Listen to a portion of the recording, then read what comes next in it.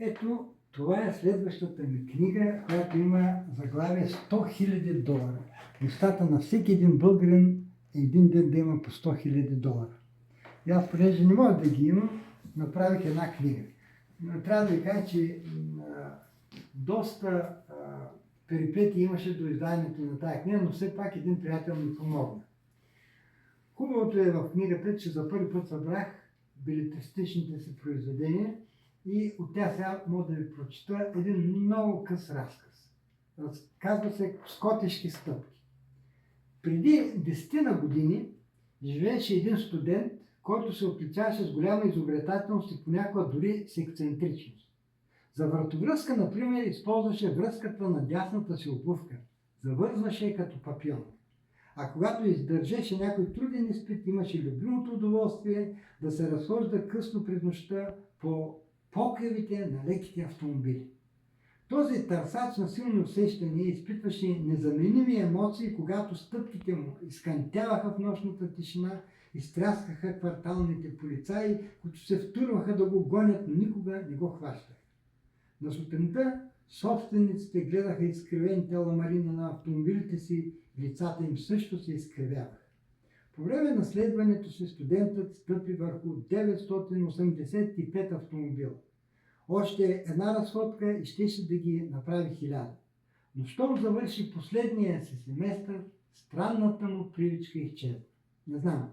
Може би си е казал, че след като се е дипломирал вече, е твърде сериозен човек и не му подобава дивашки да се разхожда по покривите на чуждите автомобили, защото ако така продължава, утре може направо да тръгне и по чуждите глави, а не всички от тях са плоски и лесни за настъпване. След 2 години студентът сам натискаше педалите на собствен автомобил, един почти нов Форд, купен преди време от Австрия.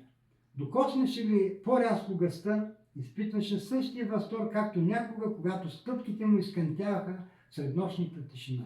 Но един ден той забеляза, че таванът на собствената му кола отдясно малко е хлътнал. Друг едва ли би открил това, но бившият студент имаше набито око. Неочаквано неговото лице също леко се изкриви и хлътна от дясната си страна. "Ще го науча аз тоя", през зъби рече бившият студент, новоизлюбен собственик на лек автомобил. 3 вечери той не мигна. Стоеше затулен зад близкия ъгъл, където паркираше колата си.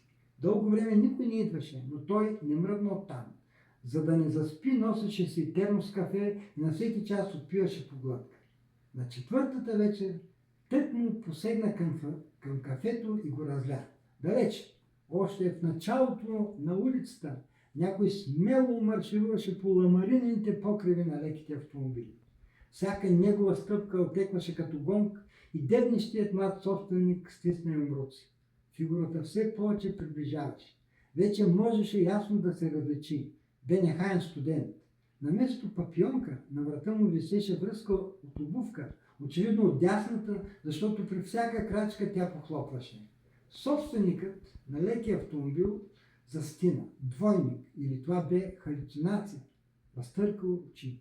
Лъжа нямаше. Собствената му фигура крачеше по покривите на леките автомобили. Тя се спря точно върху неговата кола, седна с провесени крака от дясната й страна и тъжно каза: "Ей, старче, живееш тихо, живей си." Тишината лекува. После заслида безшумно към края на улицата. Вече не вървеше по покривите на леките автомобили, а стъпваше бавно, с котешки стъпки по асфалта, докато се изгуби.